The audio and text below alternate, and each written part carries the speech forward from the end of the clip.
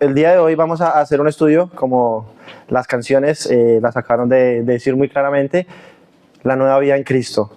Lo que éramos antes y lo que debemos ser ahora que somos creyentes y tenemos la fe y la confianza de que tenemos un gran Salvador y que Cristo vive. Entonces, quería informarles, decirles que Dios no necesita nada de nosotros para seguir siendo Dios, pero que Dios espera que nosotros, al ser creyentes, se haya efectuado un cambio, que es lo que nos dice actualmente Efesios, capítulo 4, versículo 17 al 32, que es lo que vamos a ver a continuación. Les pido que tengan un poco de paciencia, porque este texto tiene mucha miga, y a pesar de que mi pastor me dijo que resumiera un poco más, se me hizo un poco imposible, porque se me hace importante cada palabra que aquí el apóstol Pablo utiliza para la iglesia en Éfeso y hoy para nosotros actualmente. Así que paciencia, pónganse cómodos y pues vamos a adentrarnos en este gran texto, capítulo 4, versículo 17 al 32, que dice así: esto digo, bueno, afirmo, en el estudio utilicé la Biblia de las Américas, porque está más actualizada, bueno, a nosotros para poderlo entender un poco mejor, pero el estudio lo hice en la Reina Valera 1960, porque ahí puedo pasar las conversiones del griego y pues como está originalmente, ¿no? Entonces, primeramente lo leeré en la Biblia de las Américas y seguiremos el texto con la Reina Valera. Dice: esto pues digo y afirmo juntamente con el Señor, que ustedes ya no anden así como andan también los gentiles en la vanidad de su mente. Ellos tienen entenebrecido su entendimiento, están excluidos de la vida de Dios por causa de la ignorancia que hay en ellos, por la dureza de su corazón. Habiendo llegado a ser insensibles, se entregaron a la sensualidad para cometer con avidez toda clase de impurezas. Pero ustedes no han aprendido a Cristo de esta manera, si en verdad lo oyeron y han sido enseñados en Él conforme a la verdad que hay en Jesús, que en cuanto a la anterior manera de vivir, ustedes se despojen del viejo hombre que se corrompe según los deseos engañosos, que sean renovados en el espíritu de su mente y se vistan del nuevo hombre, el cual en la semejanza de Dios ha sido creado en la justicia y santidad de la verdad. Por tanto, dejando a un lado la falsedad, hablen verdad cada cual con su prójimo, porque somos miembros los unos de los otros. Enójesen, pero no pequen. No se ponga el sol sobre su enojo, ni den oportunidad al diablo. El que roba, no robe más, sino que bien trabaje, haciendo con sus manos lo que es bueno, a fin de que tenga que compartir con el que tiene necesidad. No salga de la boca de ustedes ninguna palabra mala, sino que la que sea buena para la edificación, según la necesidad del momento, para que imparta gracia a los que los escuchan. Y no entristezcan al Espíritu Santo de Dios, por el cual fueron sellados para el día de la redención. Sea quitada de ustedes toda amargura, enojo, ira, gritos, insultos, así como toda malicia. Sea más bien amables unos con otros, misericordiosos, perdonándose unos a otros, así como también Dios los perdonó en Cristo. Vamos a orar. Padre amado, te damos gracias y te glorificamos en esta hermosa mañana, pidiéndote que tú seas quien hable a tu iglesia, que tú hables a tu cuerpo hoy, que simplemente nos guíes, nos instruyas y que abras nuestros ojos, abras nuestros oídos, abras nuestros corazones para entender lo que tú tienes que decirnos el día de hoy. Ayúdanos a aplicarlo en la vida diaria y aprender al gran ejemplo que tenemos. Nuestro pastor nombró a Job, hoy se ha cantado a nuestro gran Salvador, a nuestro gran líder, a quien debemos seguir, a quien debemos de ser imitadores. Somos tu templo y ayúdanos a seguir siendo ese templo veraz, edificador, y que podamos servir a este gran Señor, que podamos ser grandes siervos, Señor. Ayúdanos a hacer tu voluntad en este hermoso mes que ya termina, y háblale a tu cuerpo, háblale a tu iglesia, Señor. En el nombre de Cristo, amén.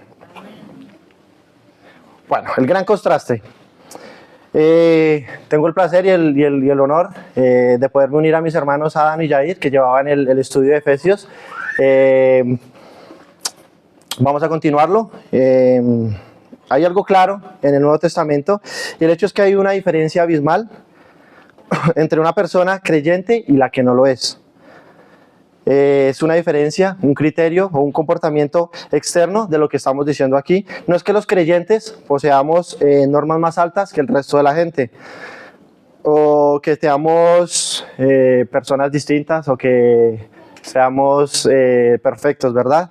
El poder del Espíritu Santo nos ha traído de muerte a vida. Y ese hombre que antes estaba muerto de sus delitos y pecados, ha sido regenerado y ha sido nacido otra vez, una nueva vida en Cristo. Y es el centro de la santidad y la justicia, son el principio dominante que nos rige en un cambio que se produce en el asiento mismo de la palabra de Dios, donde se llama corazón, ¿verdad?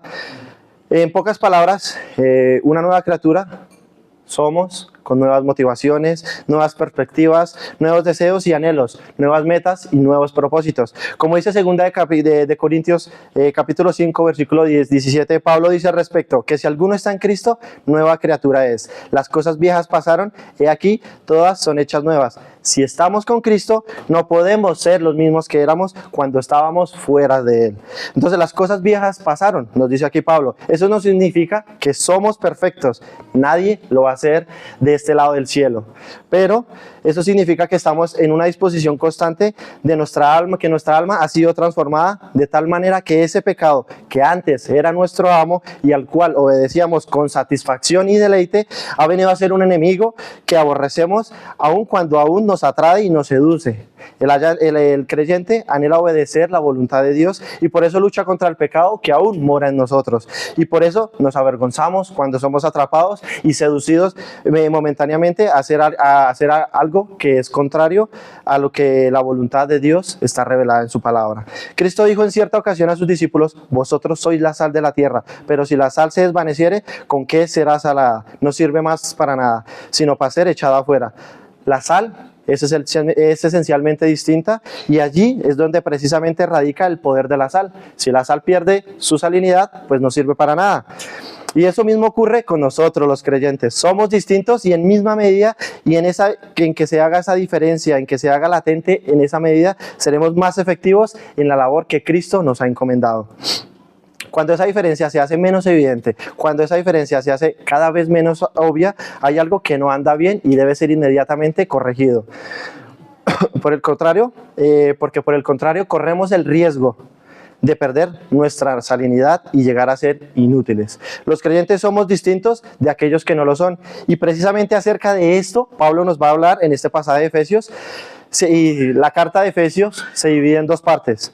Los primeros 3 capítulos, que ya estudiamos con Daniel y Jair, tenemos una sección eminentemente doctrinal. Mientras que en los capítulos del 4 a 6 tenemos una sección eminentemente práctica.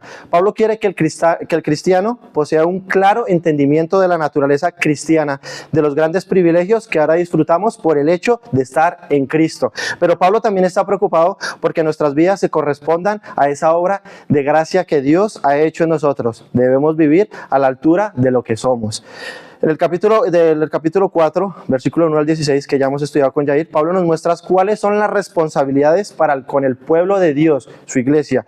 Mientras que en los versículos que pasaremos a estudiar a continuación, su foco de atención es el creyente y su relación con el mundo que lo rodea. Entonces, iniciaremos. Entonces, versículo 17. Esto pues digo y requiero en el Señor que ya no andéis como los otros gentiles que andan en la vanidad de su mente. Esa palabra que Reina Valera traduce como requerir significa literalmente testificar. Esto pues digo yo y testifico en el Señor. La idea de esta palabra es declarar algo solemnemente. Esto digo y afirmo solemnemente con la autoridad que el Señor Jesucristo me ha dado, dice aquí Pablo. Ya no andéis como los otros gentiles. No se trata de un consejo opcional que podamos seguir, que si queremos o no. Si eres un creyente, debes de poner cuidadosamente atención a estas palabras que el apóstol Pablo, porque llevan consigo mismo toda la autoridad de Jesucristo. Así que estas palabras están revestidas de autoridad divina. Los creyentes no podemos vivir como aquellos que no lo son. No existen dos versiones de la vida cristiana, la de aquellos que se parecen al mundo y las de que son distintos. No hay.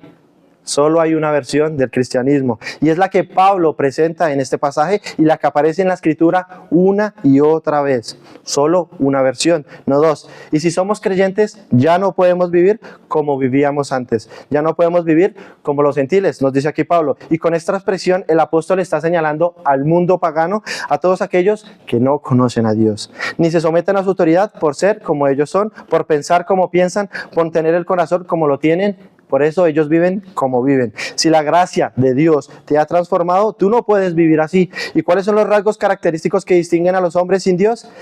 El cuadro que aquí nos presenta el apóstol Pablo es un poco desolador, pero debo decir que no todos manifestaban estas cosas del mismo grado ni con las mismas manifestaciones, pero el principio que los rige a todos es el mismo. Y Pablo comienza con un planteamiento general del problema en el versículo 17. Dice, no andéis como los otros gentiles que andan en la vanidad de su mente. He ahí el problema, andan en vanidad de su mente, y esta palabra vanidad significa fútil, sin sentido.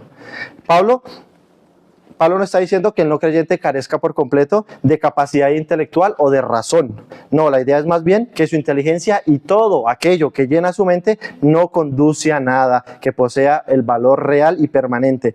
La inteligencia del hombre sin Dios no conduce a nada que sea real y permanente, como bien señala Guillermo Hendrickson, un teólogo y comentarista que me encantan sus libros.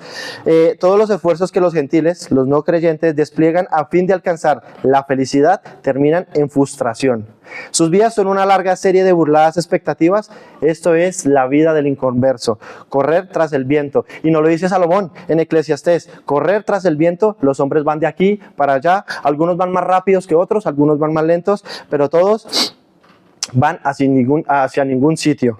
Tras el viento, el día del juicio, todas aquellas por las que vivieron, el placer, la fama, el dinero, la diversión, no va a servir de nada. Con espanto verán que todo lo que su mente produjo a lo largo de su vida solo los guió a su propia destrucción y miseria. Perdón. El hombre sin Dios vive una vida vacía, sin sentido, porque su mente es vana. Aquello que realmente importa es aquello que tiene un valor real y permanente, y que importa es que aquello que tiene valor y real permanente a la justicia y a la verdad, a lo que tenga el justo sentido y la razón de la vida y el propósito de nuestra existencia, el conocimiento de Dios. Que al escribir estas cosas, el apóstol Pablo parece que estuviera pensando en la civilización griega. Todos sabemos quién eran los griegos, pero sabemos de qué les sirvió. ¿De qué les sirvió a los griegos las grandes mentes que produjo este pueblo? Que ellos buscaban la respuesta de la filosofía, de la política, pero en las cosas de Dios nunca encontraron una respuesta, ¿verdad? Cuando el apóstol Pablo visitó Atenas, en aquella gran ciudad, aquella gran civilización antigua, porque era muy buena la verdad la civilización griega, si podemos leerlo, ¿qué encontró allí? Un pueblo idólatra, ignorante. Se dice que era más fácil en Atenas encontrar a un ídolo que a un hombre. ¿De qué le sirvió? De nada, ¿verdad? Eran mentes vacías, desprovistas de dirección. Del hombre natural en su mente es vana. Simplemente era vana. Y en segundo lugar, Pablo nos enseña en el versículo 18, ¿cuál es la causa de este malentendido? El entendimiento entembrecido, ajenos de la vida de Dios por la ignorancia que en ellos hay, por la dureza de su corazón. Lo primero que Pablo señala en el texto es que los hombres en su estado natural tienen el entendimiento entembrecido, pero su mente es vana, porque su capacidad de razonar equilibradamente ha sufrido daños enormes por causa del pecado. Y este hombre no es capaz de discernir lo que realmente necesita. Este hombre no puede analizar su vida con la perspectiva correcta, porque su entendimiento está en tinieblas, porque padece de una ceguera que es 1000 veces peor que la ceguera física. El hombre que está ciego sabe que está ciego, pero la ceguera espiritual tiene la particularidad de que aquellos que la sufren creen que ven, pero es una ceguera terrible. Esa es la condición en la que se encuentra el hombre por haber rechazado la luz de Dios.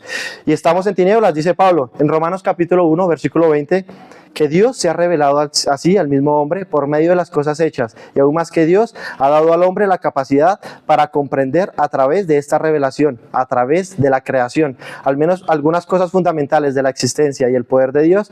Pero ¿qué hicieron los hombres? Que habiendo conocido a Dios, dice Pablo, no le glorificaron como a Dios, ni le dieron gracias, sino que se envanecieron en sus razonamientos, y su necio corazón fue entebrecido. Profesando ser sabios, se hicieron necios. El hombre cree que es experto, nos dice aquí Pablo, profesan ser sabios, pero en realidad somos necios. Lo que Pablo está diciendo aquí no es que sea más inteligente que tú o que yo, es que el hombre es necio, y ese es el producto de un entendimiento entembrecido. El hombre que posee la capacidad de ver ciertas cosas, pero es completamente incapaz de deducir sus implicaciones y de vivir en consecuencias. Está completamente ciego, y lo que es 1000 veces peor, él cree que ve, y en su necesidad rehúsa acudir al único lugar donde podemos recibir la luz, la visión. Pero Pablo nos dice también en nuestro texto que los hombres en su estado natural no solo tienen el entendimiento entenebrecido, sino que se encuentran ajenos de la vida de Dios. Versículo 18, teniendo el entendimiento entenebrecido, ajenos de la vida de Dios. Ellos están excluidos, ellos están separados de aquella vida de la vida que Dios nos dio. Una vida caracterizada por verdad, justicia y santidad. Y la alegría de que viene de Dios. Ellos están separados de la fuente de todo bien. Ellos están separados de la fuente de toda belleza. Ellos están muertos en sus delitos y pecados. Y el principio de la verdad espiritual no fluye por sus corazones. Están muertos. Y todo esto es porque ellos han determinado continuar viviendo en su pecado. Y notemos lo que el apóstol Pablo dice aquí: teniendo el entendimiento entenebrecido, ajenos de la vida de Dios, por la ignorancia que en aquellos hay, por la dureza de su corazón. En otras palabras, su ignorancia, son ignorantes de Dios y de su camino, pero su ignorancia tiene un corazón duro, y de sus caminos, pero su ignorancia los lleva a ese lugar entenebrecido, los lleva a abandonar su vida y los lleva a tener una vida solo de pecado. Y lo que al principio molesta cada vez menos, cada vez molesta menos, al punto de que llegamos a amar más a nuestro pecado, y nos puede pasar diariamente. Dejamos de hacer tantas cosas, dejamos de glorificar a Dios, empezamos a decir lo haré otro día, lo haré otro momento, y el pecado empieza a gobernarnos nuevamente. Por eso es bueno seguir a los pies de nuestro Señor. Y por eso es que nos lo dice en Juan capítulo 3, versículo 19, que esta es la condenación, que la luz vino al mundo y los hombres amaron más a las tinieblas que a la luz, porque sus obras eran malas, porque a todo aquello que hace lo malo aborrece a la luz y no viene a la luz, para que sus obras no sean reprendidas. Es ahí el problema. Los hombres, desde el principio, amamos las tinieblas, amamos nuestro pecado. El hombre aborrece la luz y podemos tomar lo que queramos como excusa, pero ese es el problema. Puedes tomar lo que quieras como excusa, pero esa es la razón por la cual los incrédulos no quieren venir a la luz, porque aman su pecado. Y ese amor por el pecado los mantiene en ignorancia y lejos de la fuente de todo bien, de la vida que proviene de Dios. Se están haciendo daño a sí mismos. Y por supuesto, esto ha tenido terribles repercusiones en la vida humana. En el versículo 19, Pablo nos muestra algunas de las consecuencias que este estado de cosas ha producido en el hombre, las cuales, que perdieron toda sensibilidad, se entregaron a la lascivia para cometer con avidez toda clase de impureza. Pablo aquí nos está describiendo aquí la sociedad grecorromana de aquellos días, la misma que describe en términos similares en Romanos capítulo 1, versículos 18 al 32. Debo decir que no todos los hombres han llegado al mismo grado de insensibilidad, ni todos hemos llegado a ese punto de pecado, pero no manifestamos de igual forma las mismas capacidades pecaminosas que Pablo menciona aquí en el capítulo de Romanos. Pero es hacia esa insensibilidad, hacia esa insensatez, hacia esa impureza que el mundo se mueve, que estas cosas que se hacen más normales, cada vez más naturales, cada vez hay menos restricciones, cada vez se hace más tenue la línea que nos separa del bien y del mal. Y aún hay personas que guardan a sí mismos de participar en cosas, no tienen problemas en entretenerse con programas de televisión donde la violencia, la inmoralidad, el lenguaje, el doble sentido, la bajeza de mucha gente no tiene reparo en exponer públicamente su vergüenza. Es parte del atractivo. Hay mucha gente que no lo hace, pero se sientan allí a llenar su mente de basura. No tienen problema con eso. Y ahí, mis hermanos, el terrible cuadro que el apóstol Pablo nos pinta en el texto de la vida del hombre sin Dios. Vanidad, oscuridad, separación de Dios, ignorancia, dureza, insensibilidad, laxivia, avaricia, impureza. Ahora, hermanos, todo esto está aquí en forma de contraste. Pablo quería que los hermanos de Éfeso y nosotros actualmente comprendiéramos que un cambio dramático se había producido en ellos y en nosotros. Y por lo tanto, ellos no podemos no podemos seguir viviendo el estilo de vida que antes nos caracterizaba cuando no éramos creyentes. Y eso nos lleva a nuestro segundo encabezado. Ya hemos visto los rasgos característicos de la vida del hombre sin Cristo. Veamos ahora en segundo lugar el cambio que se ha operado en aquellos que están en Cristo. Versículo 20. Mas vosotros no habéis aprendido así a Cristo, si en verdad le habéis oído y habéis sido por él enseñados conforme a la voluntad que está en Jesús. Noten cómo Pablo describe la vida cristiana en este texto. Él no dice que ellos habían aprendido acerca de Cristo. Él dice que ellos habían aprendido a Cristo. Y hay una diferencia enorme en aprender una lección y conocer una persona. El cristianismo no consiste en conocer y abrazar un conjunto de proposiciones y doctrinas, aunque están incluidas en el ser cristiano, pero el cristianismo es mucho más que eso. El cristianismo consiste en conocer, confiar, seguir y amar a una persona, nuestro Señor Jesucristo, nuestro gran Dios y Salvador. Y ese conocimiento lleva a una profunda y gran transformación espiritual que alcanza hasta las partes más profundas de nuestra personalidad. Un cambio que se manifiesta a todas las áreas de nuestra vida, dice Pablo, que Cristo mismo había hablado al corazón de estos efesios a través de la predicación y la enseñanza de aquellos que le llevaron al Evangelio. Versículo 20-21, mas vosotros no habéis aprendido hacia Cristo, y si en verdad le habéis oído y habéis sido enseñados por él conforme a la verdad que está en Jesús. Ahora, estas no son palabras de duda.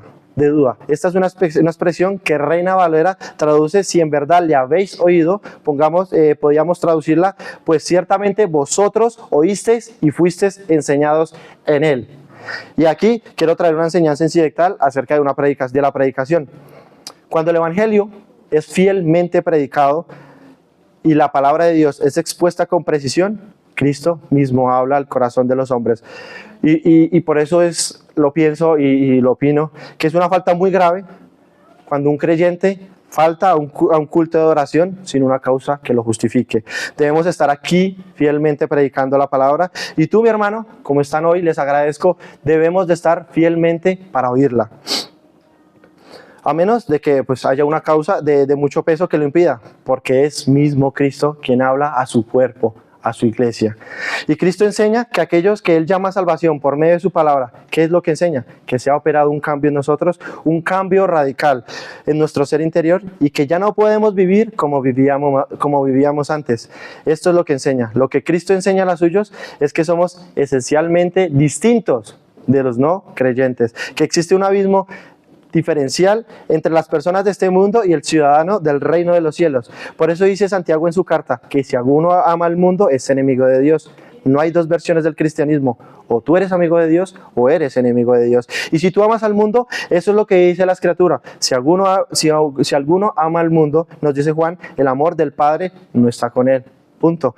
Hay un comentario de John MacArthur que dice: al respecto de los caminos de Dios y los caminos del mundo son incompatibles. La idea promovida por algunos que proclaman el Evangelio de que el cristiano no tiene que dejar ni cambiar nada cuando viene a Cristo es nada menos que mentira. Y Pablo lo explica en nuestro texto, en el versículo 22, en cuanto a la pasada manera de vivir, despojados del viejo hombre que está viciado conforme a los deseos engañosos, y renovados en el espíritu de vuestra mente, y vestidos del nuevo hombre creado según Dios en la justicia, en la santidad y la verdad. Los que tienen la Biblia de las Américas, lo leí ahí, tenemos una tremenda ventaja porque el apóstol Pablo utiliza aquí 3 infinitivos que en la Reina Valera traducido como mandatos, despojados, renovados, vestidos, pero en realidad son 3 infinitivos a través de los cuales Pablo nos expresa lo que ya hizo en nosotros al salvarnos. ¿Y qué fue lo que Cristo hizo? Bueno, en primer lugar, nos libertó de la esclavitud del pecado, de tal manera que ahora podemos despojarnos del patrón de vida que antes seguíamos en cuanto a la pasada manera de vivir. Y lo que el texto dice es: aprendisteis de Cristo a despojarse del viejo hombre que está viciado conforme a los deseos engañosos. Este viejo hombre es todo aquello que éramos antes, nosotros antes de la regeneración. Este viejo hombre está viciado conforme a los deseos engañosos. Con este viejo hombre ya no hay nada que hacer. Ese viejo hombre ya no se regenera, hay que echarlo fuera, y ese viejo hombre no tiene remedio, no está viciado conforme a los deseos engañosos, y por lo tanto hay que desecharlo por completo. El viejo hombre no mejora con el tiempo, se corrompe cada vez más.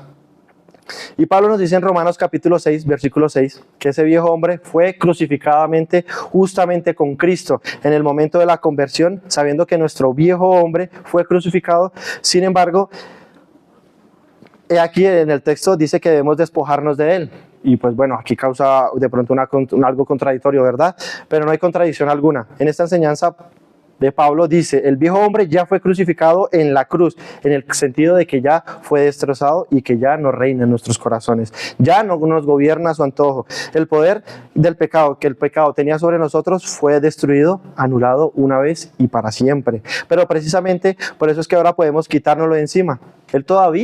El pecado todavía tiene influencias de rey y nos da órdenes y nos trata de seducir, nos trata de que fallemos, nos trata de que pequemos, pero ya no tienes autoridad sobre ti ni sobre mí. Por lo tanto, despojémonos de él, quitémonoslo de encima a la luz de esta realidad que Pablo nos dice también en Romanos capítulo 6, versículo 12 al 13. No reine pues el pecado sobre vuestro cuerpo mortal, de modo que lo obedezca en sus concupiscencias, ni tampoco presentéis vuestros miembros al pecado como instrumento de iniquidad, ya no más. ¿Y qué ocurre con el creyente? Nosotros hemos sido liberados. Ahora debemos vivir como hombres libres. Esos hábitos, esos comportamientos que nos caracterizaban y pueden ser ahora desechados, como quien nos quitamos la ropa sucia de encima. Despojémonos de este viejo hombre. Es el corazón que la verdadera doctrina de la libertad cristiana. ¿Qué significa? Que ahora somos libres en Cristo y que ahora yo puedo hacer lo que yo quiera, violar los mandamientos de Dios y que nadie se pueda meter conmigo.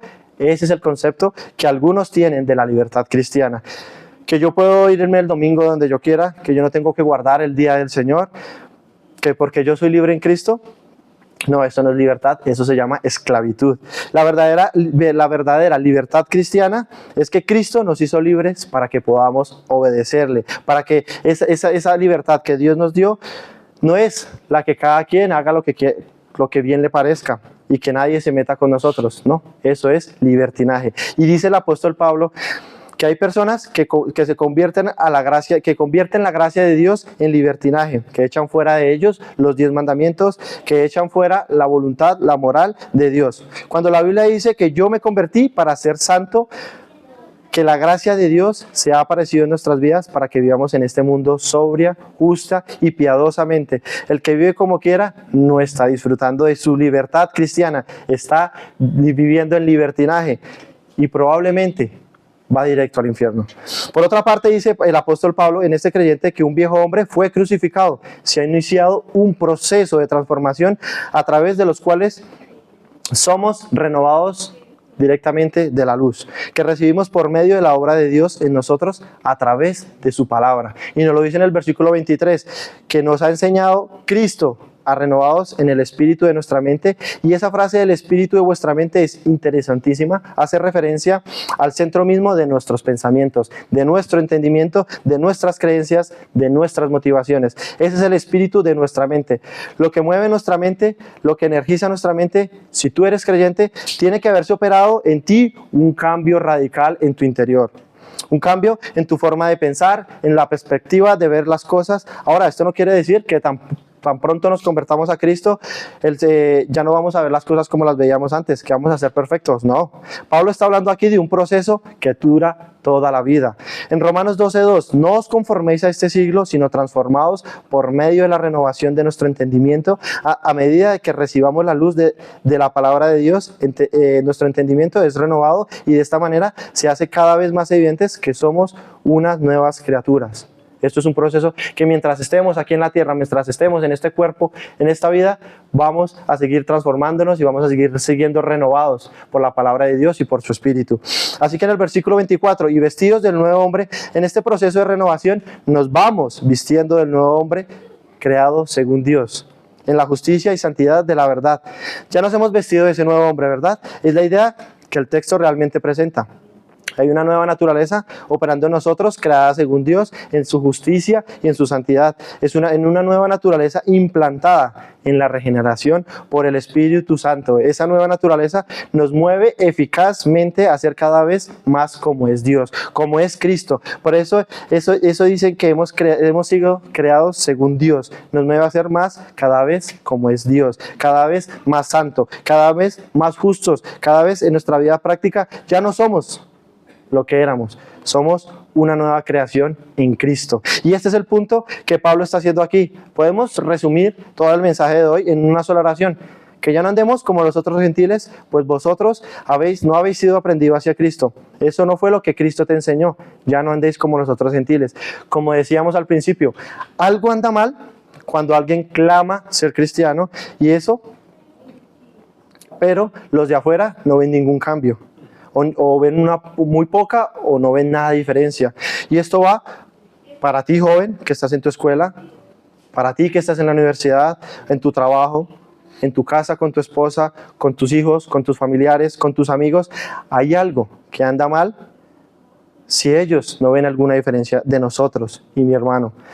Los incrédulos son como son porque la mente de ellos es vana, porque ellos están en tinieblas, porque están separados de Dios y de ahí venimos todos.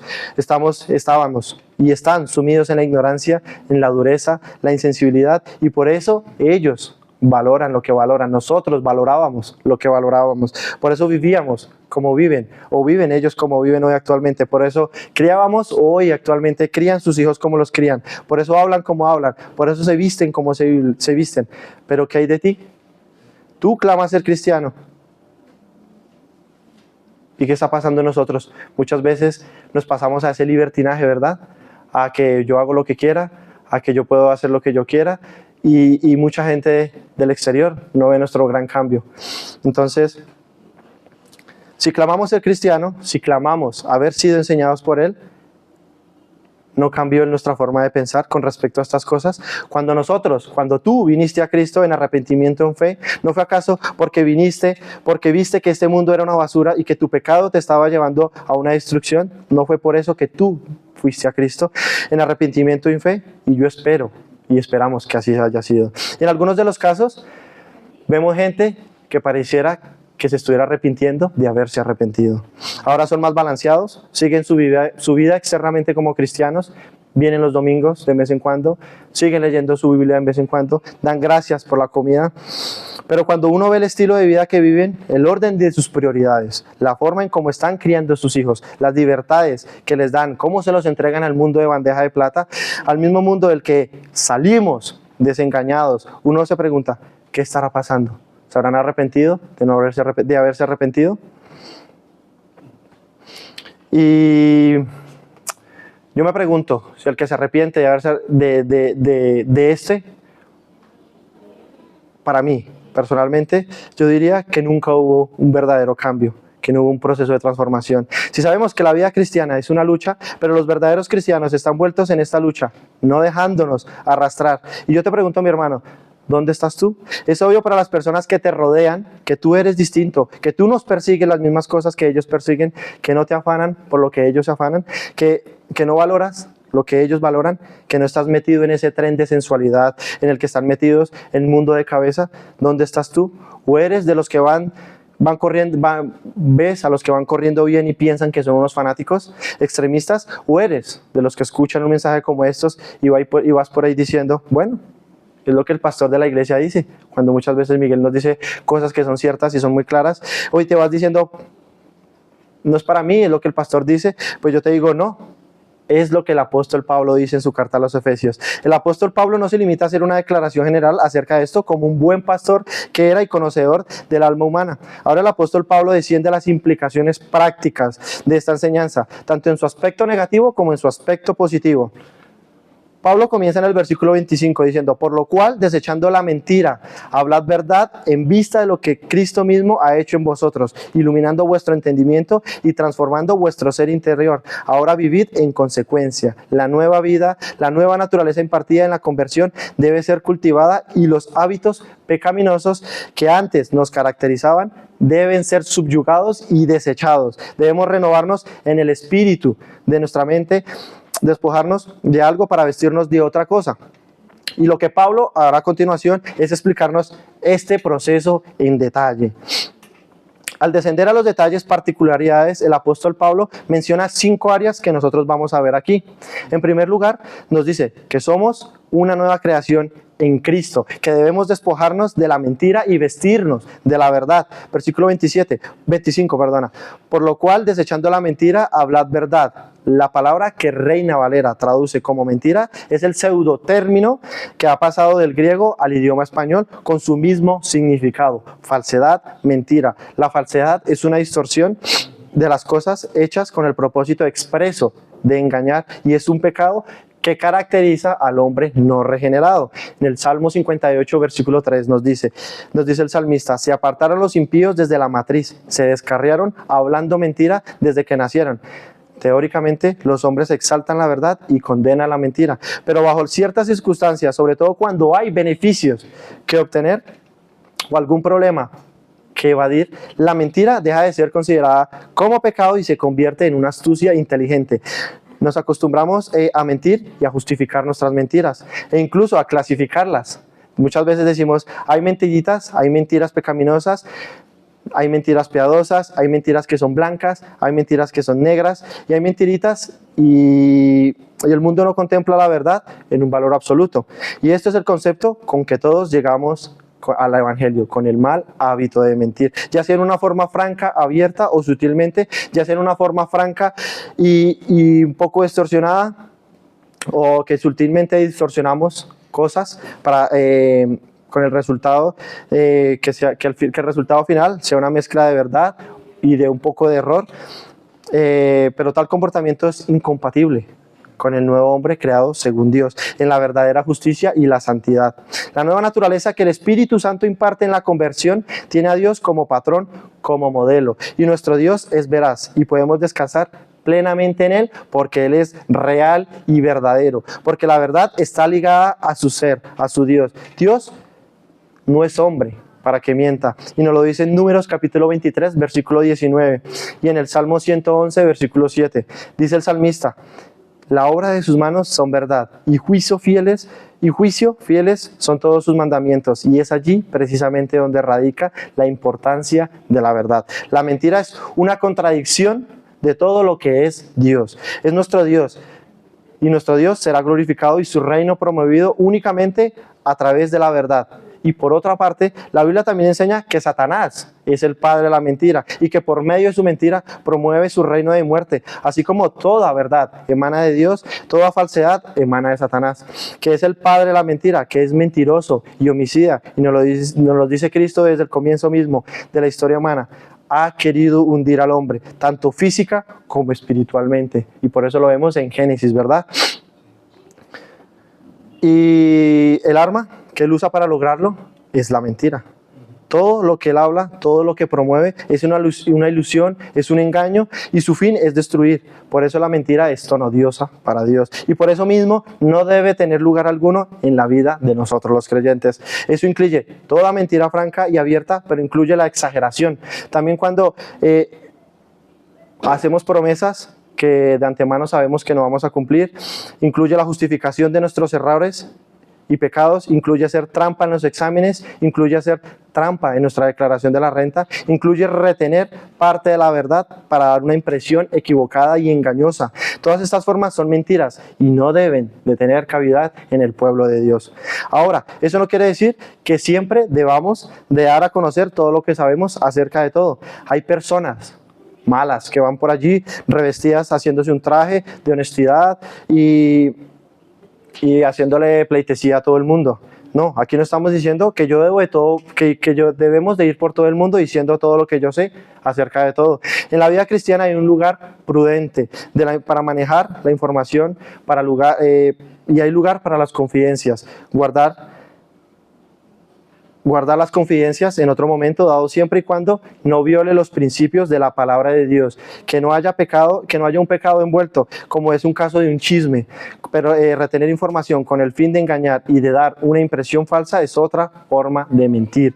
Y los creyentes deben ser veraces porque toda forma de mentira es incompatible con su nueva naturaleza. Él ha sido traspasado del reino de la mentira y del engaño al reino de la verdad. Y el creyente, nosotros, podemos ceder a la tentación de mentir en un momento dado, al igual que podemos caer y ceder a la tentación como cualquier otro pecado, pero nadie que mienta habitualmente, que no esté mortificando habitualmente el pecado de la mentira, tiene derecho a creer que es un creyente genuino. La palabra de Dios dice claramente que los mentirosos, los mentirosos que justifican la mentira o los que no mortificamos ese pecado no entrarán en el reino de los cielos. Y nos lo dice en Apocalipsis capítulo 21, versículo 8. Pero los cobardes e incrédulos, los abominables y homicidas, los fornicarios y hechiceros, los idólatras y todos los mentirosos tendrán su parte en el lago que arde con fuego y azufre, que es la muerte segura.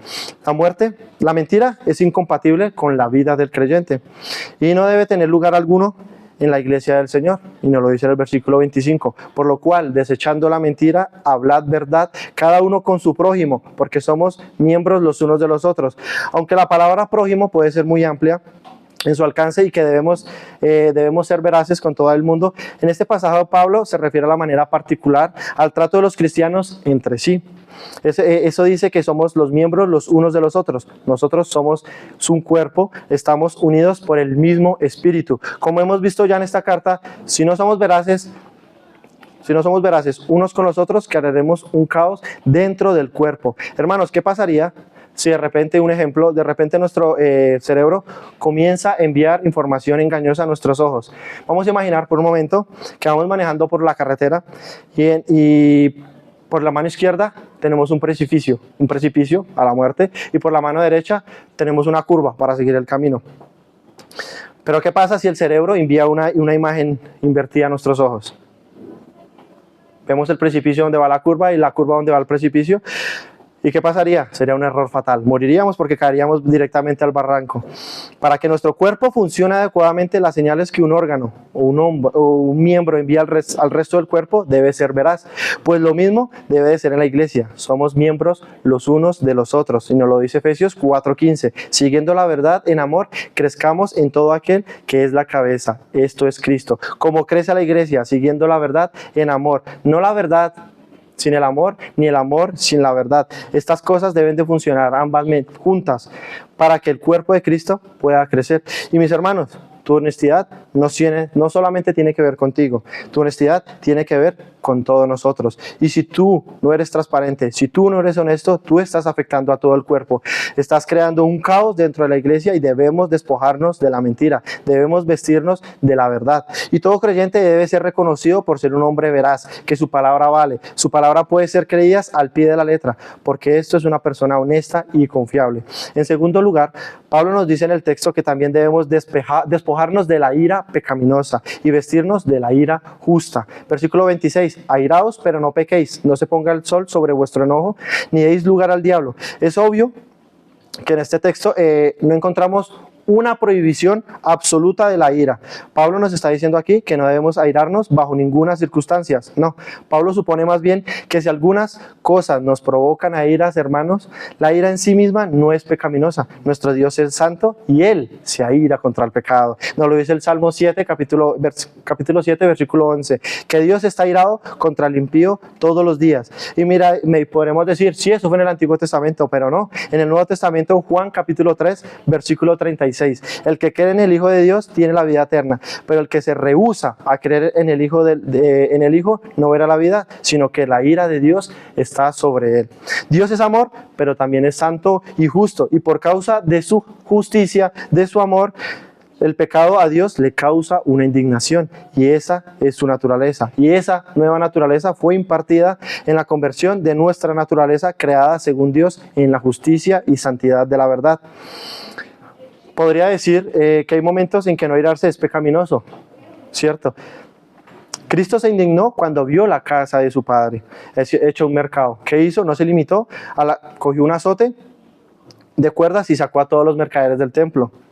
No hay cosas por las que los creyentes debamos airarnos. La ira no es pecaminosa siempre y cuando sea como la de Dios, una santa indignación contra el pecado y un anhelo porque se establezca la justicia. Y sin embargo, y este es probablemente el énfasis del pasaje, Debido a la presencia del pecado en nuestras vidas, aunque la ira en sí misma no es pecaminosa en nosotros, es un sentimiento peligroso. Y es precisamente por eso que Pablo nos da algunas directrices en el texto en el cual al manejo de la ira. En primer lugar, nos advierte que tengamos cuidado con el pecado, que puede generar la ira, aun cuando la causa original haya sido justa. Airaos, pero no pequéis. Tan pronto caigamos en el terreno de la autoconsideración y decimos, mira lo que esta persona me ha hecho a mí, tan pronto quedamos en el terreno de la falta de control o el deseo de la venganza, que el deseo de esa venganza se dueñe en nuestro corazón, tan pronto damos riendas sueltas a nuestras pasiones a través de palabras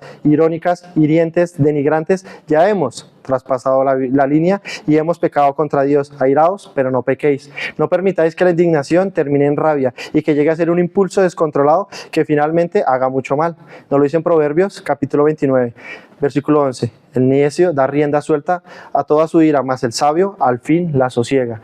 Y aquí yo les traigo un ejemplo de un gran sabio. El sabio inmediatamente viene el problema, lo pone en perspectiva. El que piensa, ya estoy.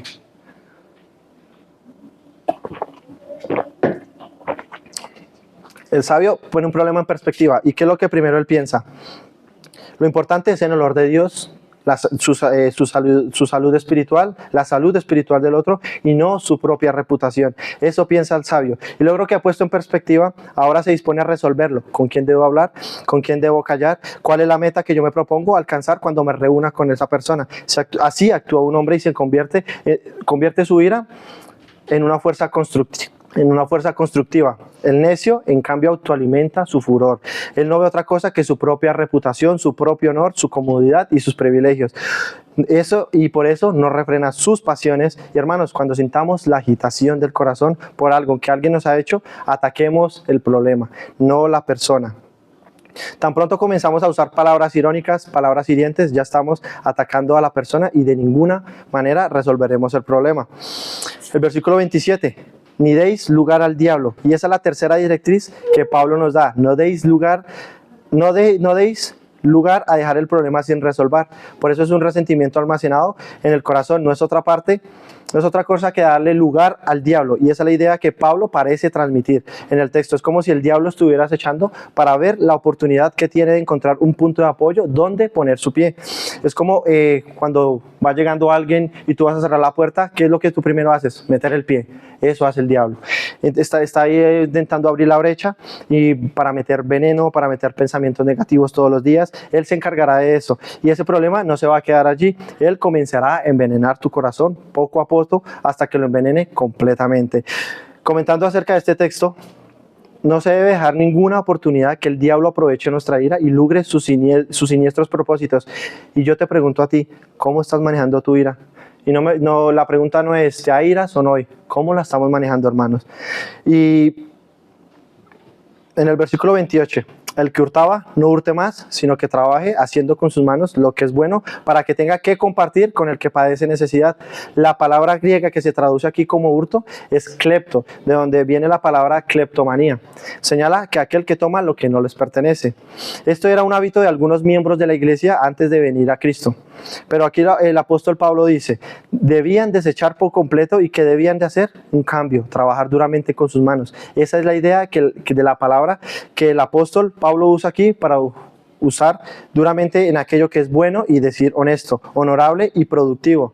Y como nos lo señala John MacArthur en un comentario, nunca debe envolverse en un empleo, profesión, trabajo o negocio que le demande comprometer los estándares de Dios y que deshonre a Dios. Sabemos que al ser inmigrante pues tenemos que buscar trabajo, cuando no tenemos que comer tenemos que hacerlo, pero debemos siempre en su manera, en su momento, glorificar a Dios. Sabemos que todo depende de Él y que Él está en control, ¿verdad?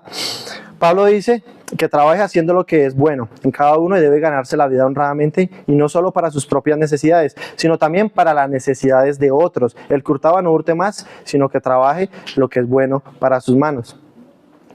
Y si Dios te prospera, no lo hace únicamente para tu beneficio. Él te está prosperando para que tengas el privilegio de ayudar a otros y para que contribuyas a la expansión del reino de Cristo.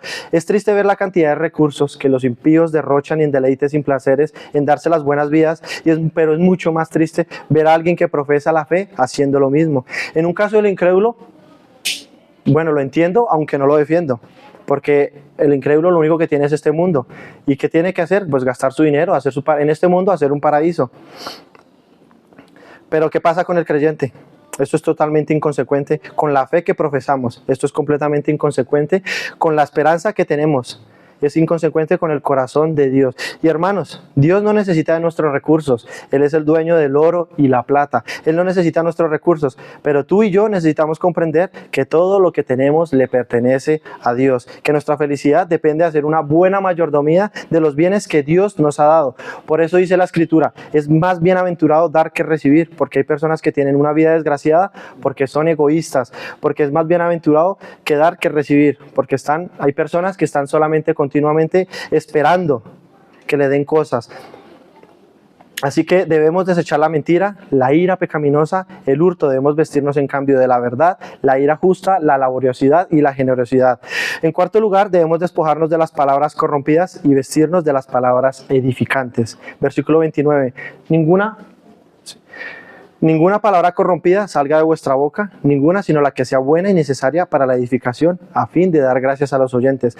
Y la palabra que Reina Valera traduce como corrompida, significa literalmente podrida. Traduce como corrompida, significa literalmente podrida y putrefacta.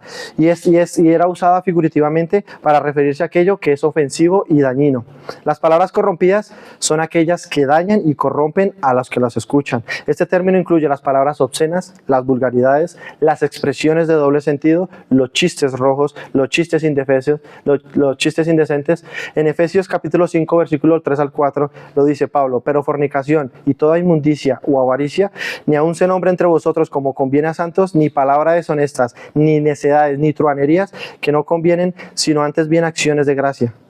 La Biblia enseña que la boca habla lo que sale del corazón. Si somos una nueva creación en Cristo, si nuestros corazones han sido purificados por el poder del Espíritu Santo, nuestro hablar debe reflejarse en realidad. Debemos ponerle freno a todo aquello que intente salir de nuestros labios y que pueda hacerle daño a todos los que nos escuchan. Y en cualquier sentido, esto incluye también los chismes, todo tipo de comentarios que pueda poner en duda sin necesidad la reputación de otro o que pueda levantar animadversión de una persona contra otra. Hay individuos que por donde pasan dejan una estela dañina, ¿verdad?, desaliento, y no tienen reparo alguno en hacer comentarios de aquí y de allá y hacer comentarios sin necesidad. Ponen en juego la reputación de otros.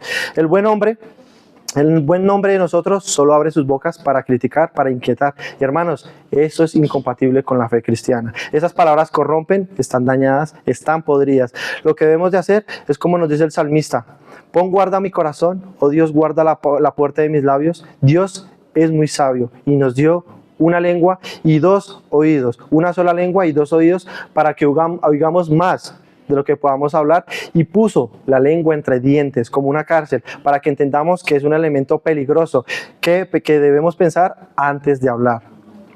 Versículo 29. Ninguna palabra corrompida salga de vuestra boca, sino la que sea buena para la edificación, para dar gracia. Él está hablando de la gracia de Dios. ¿Y qué están haciendo tus palabras? ¿Qué deben de ser tus palabras? Buenas, edificantes, palabras que ayuden, que instruyen, que consuelen, que alienten, que alienten al desanimado, que corrijan al que está caminando mal. Son palabras apropiadas para llenar la necesidad del momento. Esa parece ser la idea del texto cuando dice la necesaria edificación o para la edificación necesaria. En el momento, a veces será una consolidación, otras veces será una reprensión, otras veces lo consolarás.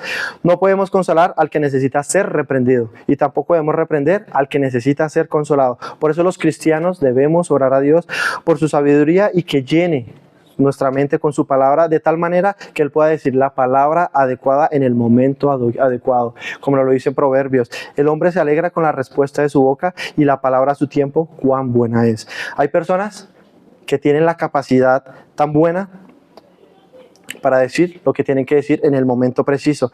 La palabra a su tiempo, cuán buena es. Hermanos, todos debemos de examinarnos a la luz de lo que Pablo está diciendo. Y aquí yo quiero ayudarte un poco más. Pensemos en las conversaciones que hemos tenido esta semana, las que hemos tenido estos días. Podemos decir que las personas que nos oyeron fueron conscientes de que nuestras palabras lo edificaron, o antes lo mortificamos y lo llevamos a que siguiera su camino descarriado. El versículo 30. No contristéis al Espíritu Santo de Dios, con el cual fuiste sellados para el día de la redención. Perdóneme.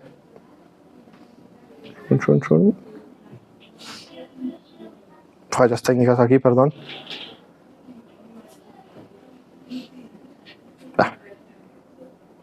Qué poderosa motivación para guardar nuestros labios. El Espíritu Santo es la tercera persona en la Trinidad, que ha venido a nosotros como una marca personal de la autenticación de parte de Dios y que hemos sido sellados con el Espíritu Santo, dice Pablo, para el día de la redención. Él es una persona que reside en nosotros y obra en nosotros. Él es nuestro ayudador, nuestro consolador, con C mayúscula, como lo dice la Biblia, nuestro maestro, nuestro abogado. Pero esa persona es entristecida por causa de nuestros pecados no confesados, incluyendo los pecados de la lengua, que es cuando ocurren, no solo estamos cometiendo una grosera ingratitud con ese huésped divino que tanta ayuda nos da, sino que estamos poniendo en riesgo nuestra salud espiritual y el gozo y la seguridad de nuestra salvación. Lo que es aún peor, estamos ofendiendo a Dios y debilitando a la iglesia, porque ninguna iglesia puede prosperar sin el Espíritu Santo, sin que el Espíritu Santo esté obrando en ella libremente. Y el Espíritu Santo no puede obrar libremente en una iglesia donde sus miembros lo estén entristeciendo. Y oro a Dios y le pido a Dios de que su Espíritu nos dé una conciencia que nos ayude a examinarnos correctamente. ¿Estás tú entristeciendo al Espíritu Santo por tus conversaciones, por cómo te expresas en tu día a día? Versículos 31 y 32. Quítese de vosotros toda amargura, enojo, ira, gritería y maledicencia y toda malicia, antes ser benignos los unos con los otros, misericordiosos, perdonándonos unos con otros como Dios también os perdonó a vosotros en Cristo. Los pecados que Pablo menciona en el versículo 31 todos tienen que ver con reacciones pecaminosas que caracterizan al hombre impío en medio de los problemas personales y los conflictos. Pablo menciona aquí que la amargura es el resentimiento que genera en un hombre una mala disposición a otros que le han hecho mal, o que él cree que le han hecho mal. Esa es la mala disposición, lo llena de rabia y muchas veces le hace perder los estribos. Por eso aquí Pablo nos menciona la amargura, el enojo, la ira. Por supuesto, cuando uno pierde los estribos, uno no controla la lengua, y por eso Pablo menciona aquí la ira, la gritería y la maledicencia. En otras palabras, el lenguaje ofensivo y todo aquello que añade la malicia. Ese es un deseo interno del que el otro sea dañado.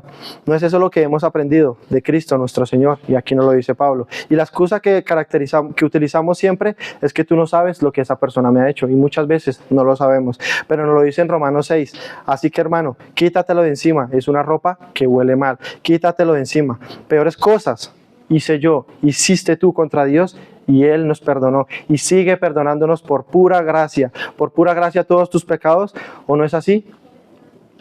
Recuerda la historia de Mateo 18, en aquel hombre que un rey perdona una deuda inmensa y que él no es capaz de perdonar las deudas más pequeñas. ¿Cuál es la conclusión? Que este hombre no había entendido el perdón de Dios e iba camino al infierno. Una persona que diga yo no puedo perdonar, escúchame bien, no estás actuando como un verdadero creyente. Y esto dice la Escritura: no ha entendido el perdón de Dios, no ha entendido la gracia de Dios.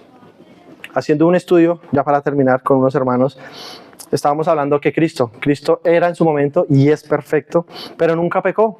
Sin embargo, hasta los niños se sentían cómodos al lado de Él. Hay personas que hacen sentir incómodos a todo el mundo. Claro que muchas veces cuando nosotros tengamos que hacer lo que tengamos que hacer, vamos a hacer sentir incómodos a ciertas personas.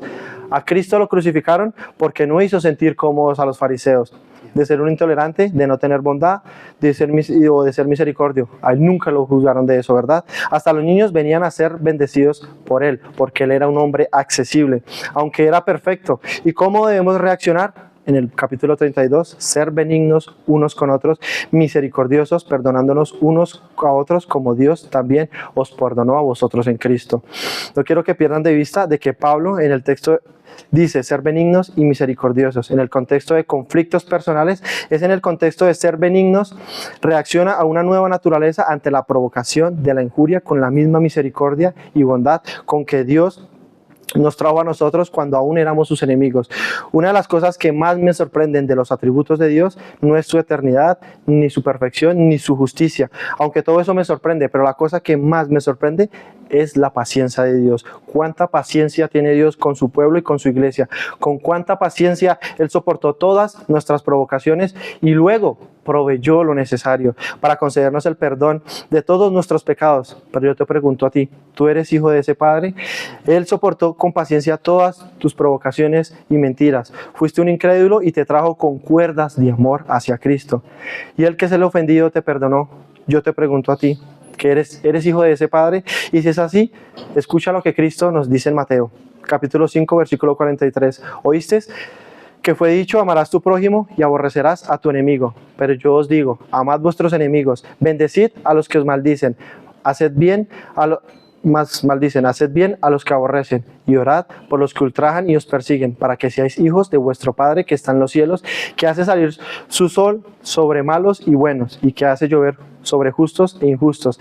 Y aquí, queridos hermanos, un ejemplo específico de lo que debemos y de lo que significa vivir una vida práctica como creyente, en nuestro hablar, en nuestro manejo de la ira, con nuestra vida laboral, en nuestras relaciones personales. Por la gracia de Dios, ya no somos lo que una vez fuimos, y fuimos amparados en esa misma gracia. Ahora debemos manifestar y evidenciar esa realidad en nuestro diario vivir.